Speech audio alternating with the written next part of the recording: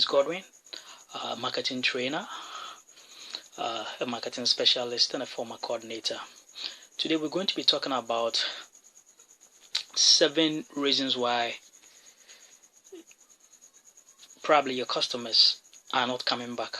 7 reasons why your customers are leaving. Every business requires a customer to survive.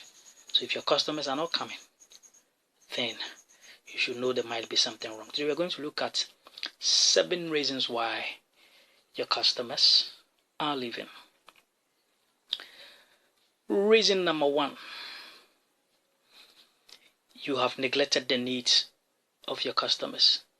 The needs and wants of your customers, and as a matter of fact, the requirements of your customers are not being taken seriously. You're only producing a generic product, a core product, without any emphasis on what your customers want. You see, customer needs must always be translated into your product. So if customers are leaving your brand, then it is just telling you that they are not getting what they want. The solutions that they want to their needs are not being provided.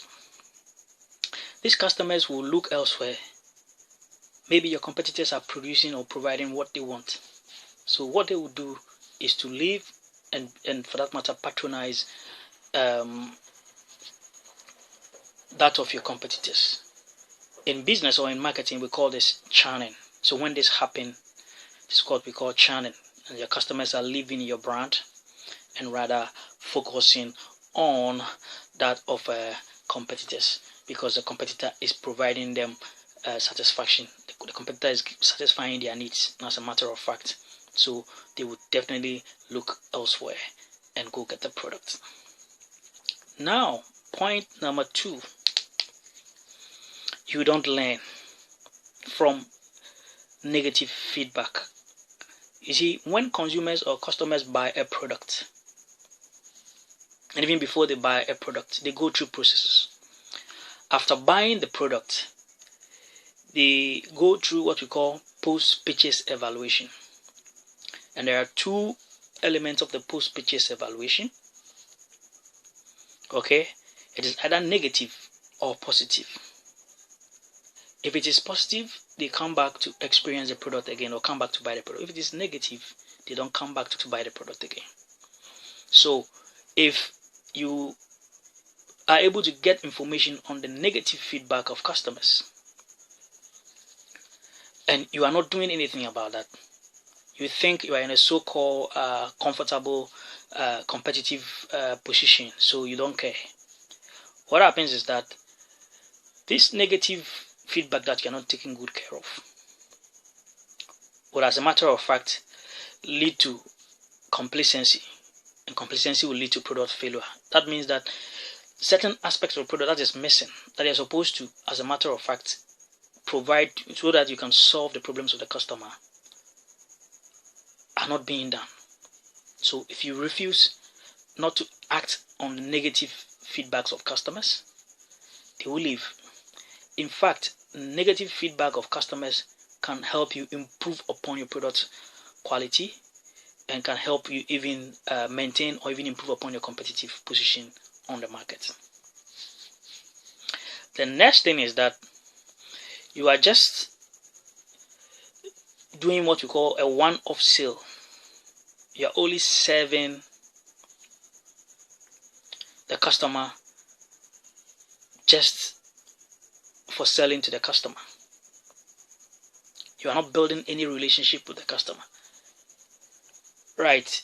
Most customers don't only just buy, but they buy, as a matter of fact, from you and build a relationship with you.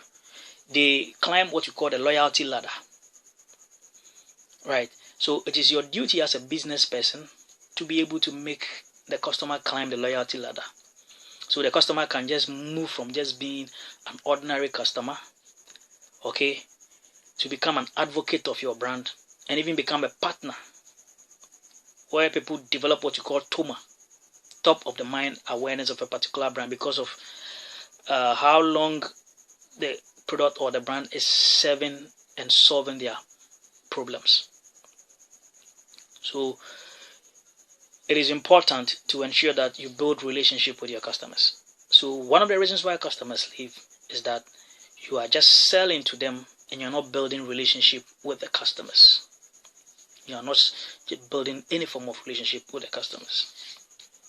Another point we're going to talk about here is that you are not taking customer service serious. You are not taking customer service serious. When we talk of customer service, it's not when the customer is already in your shop buying, or in your outlet, or wherever you sell, right? It involves all the interventions, right down from before the customer buys, during the customer is buying, and after the customer has bought the product, to ensure that the customer's needs are met, the customer is comfortable, the customer is not confused, right? So you need to have what we call operational excellence. Convenience makes it convenient for the customer to be able to access your product or your service, right? So if customers are leaving, then there's one thing you should know, that you are not taking customer service seriously. Your customer service is very, very low. It is below what the customers expect. So like I said, it is before, during, and after. So if your customers are leaving, then you should know that your customer service is one of those reasons why the customers are leaving. You are not being able to provide service to them. You are not being putting yourself into their shoes, right? You are not being congenient. You are not being friendly. You are not making it easy for them to have access to your product. All right. The next thing, or the next reason why customers will leave your business in these modern times, is poor online presence, or even without an online presence.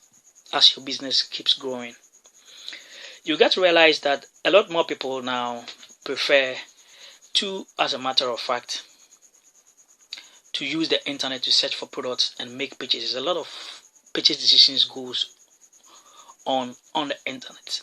And as Bill Gates said, and I quote, "If your business is not on the internet, then your business is out of business." How come in 21st century you have a business and you don't even have a common social media platform, social media page where you can showcase your products? And one thing that most people don't know is that these social media platforms or social media pages also makes it a way of also interacting with your customers, a way of also collecting feedback from your customers. And we've talked about feedback already. So social media can be one of the best vehicles to collect feedback. Apart from that, you can also talk about a business actually not even being found on Google. Right. There's Google My Business, which is now common for every business. But if you're a business, you don't have a Google My Business account. Sometimes some consumers also believe that if you don't have an online presence, then your credibility is low. Having an online presence is also part of your brand's credibility. It is very, very, very important in building your brand's credibility. A website could also do. But even if you don't have a website, at least a social media site will do. Consumer behavior has changed over the years. And as businessmen, as marketers, we should also always be thinking of and be looking up to what future changes in consumer behavior. Everybody is going online now. Everybody is buying online now. And you don't have an online presence. This could be one of the reasons why customers are leaving. Because customers could make order online, could make inquiries online, or could even, as a matter of fact, send their complaints online. But you are not there. So this could be one of the reasons why customers are leaving and probably going to other brands. The last point that we're going to talk about is about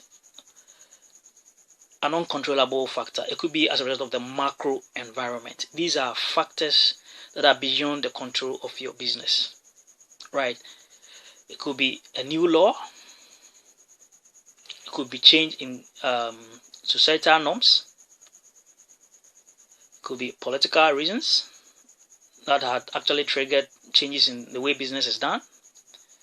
It could be technology, as a matter of fact. or it could be a pandemic like the COVID. This simply tells you that if you are a business, you should always be doing what we call environmental scanning. Open your ears, open your eyes to check on what is going on around you and on your market. So businesses that have customers living are also affected by the macro environment. This is mainly because of the fact that when you are affected by the macro environment, it means that you are not doing your environmental scanning very well. You are not listening and then opening your ears and your eyes to what is happening. Right.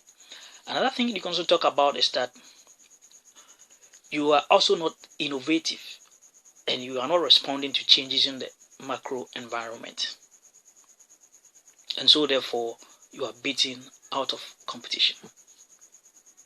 So these are some of the factors that could, as a matter of fact, affect you retaining customers. And as a matter of fact, you lose customers.